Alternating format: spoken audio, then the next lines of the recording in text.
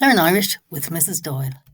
This is the second video in a two-part series, all connected to Father Ted, that great comedy show from the 90s, which was based around the lives of three priests living on a remote island off the west coast of Ireland.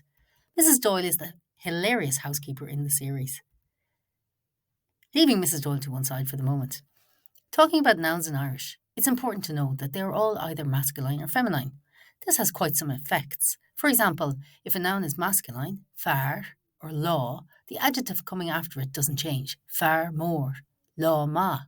Whereas if a noun is feminine, bhean or oifig, the adjective coming after it is affected. Bhean, war, oifig, wa.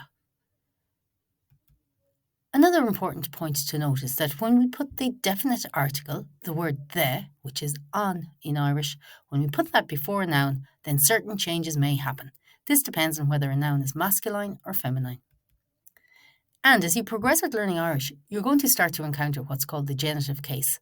If you've just started off, or even if you're at a lower intermediate level, you don't need to bother about this just yet. But knowing whether a noun is masculine or feminine is very important when it comes to dealing with the genitive case in Irish.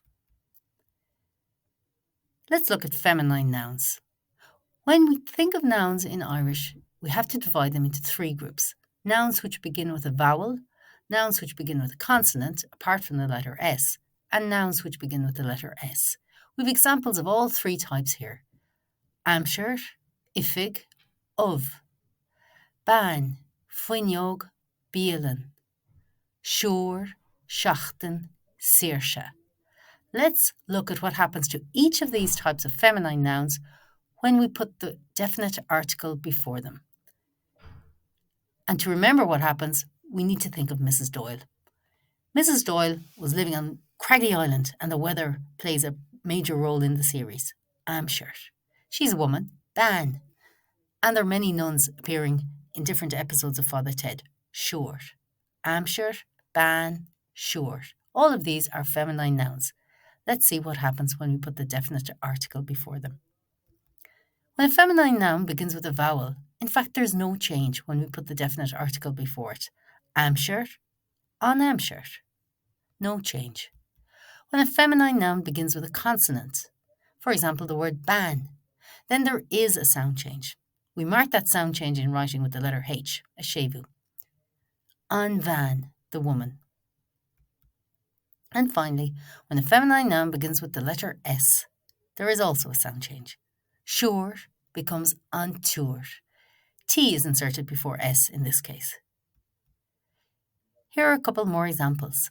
Of, fuinneog, chlog. Me an of, a feminine noun beginning with a vowel, so there's no change.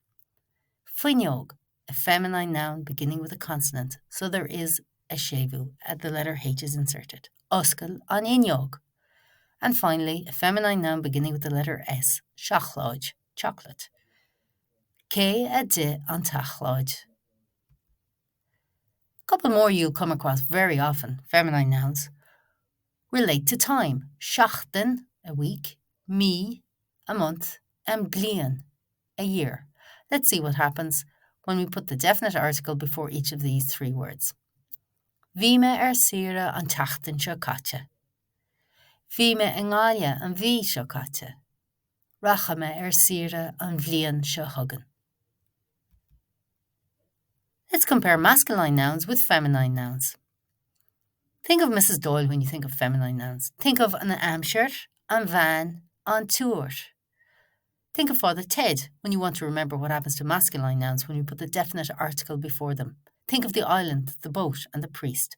An tillán, an bád, an sagart. Agus sin é. Maithú.